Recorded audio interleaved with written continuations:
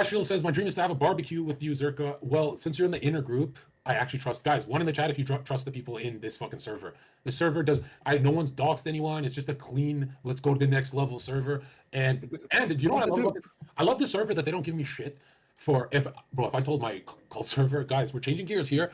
We're gonna sound a little more self-helpy like Sneeko. They'd be like, "What the fuck? We want you to troll hard until someone kills themselves." You know that server's just do troll. And there's something that happens when there's no medals left to collect. Once you're the king troll, you got to either go to Vitali's level or just leave it alone. And it's strange, but yeah, I feel like the trickster thing is you're such a conservative that you would say anything. If the mainstream was like Republican conservative thinking, yeah, I got blue hair, 100%. I got blue hair, 100%. So I feel like people take you a little bit too seriously. I feel like you're more of a contrarian, and that's the purpose that your comedy serves more so than anything about you as a person. There's this dude who said in a comment, he said, Zerka changed my life. He had a lot of upvotes, like people agreed. He's like, Zerka changed my life because I have the ability to know which parts to listen to.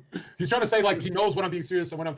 And then a lot of people have told me, hey, dude, you know, sometimes you do some deadpan humor that sounds like your real opinion, and I'm like, I wonder if I've misguided some people, you know, like I like sometimes I said everything once, even fentanyl, like as a joke, and then years later I'm like, I don't know if I'm ever gonna repeat that. That's stupid. That is stupid as fuck. Stupid thing to say. It's kind of funny though. Like everything once, I do everything once. It's so badass. And then Zerka, to your credit, like if I were to be sort of your advocate for this, I have clients, nurses, doctors, people who work in positions where, you know, things are life and death. There's a high degree of stress. The way they bond is over very dark humor. Yeah. That's our way of feeling a sense of control over these things. And so, you know, I think there's something very powerful in that. And the most progressive of people I know do it as well. And so, you know, you're not the only one. I think people maybe do it in smaller circles. Obviously, I even read that you get a lot of harm to our family. Yeah, I've even read that the chaos agent wants everyone to come closer together. So he doesn't mind if everyone starts arguing, and he like makes everyone chaotic and stuff, because eventually the synthesis is that everyone gets closer after they're done yelling at each other. But if they just stay in their islands and not mixing it up, then he gets super uncomfortable. Like, guys, we have to get closer somehow. So everyone at Thanksgiving has to argue. You know what I mean?